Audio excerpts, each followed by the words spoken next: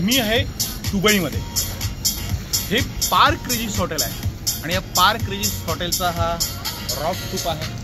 इथे शेवटच्या मजल्यावर म्हणजे 19व्या मजल्यावर स्विमिंग पूल आहे आणि माझ्या मागे बघायला असेल तर बुर्ज खलिफा तो जो दिसतोय बुर्ज खलिफा आणि ही दुबईची फेमस दुबई फेम. त्याच्यानंतर सगळं जे दिसतंय हे दुबई शहर.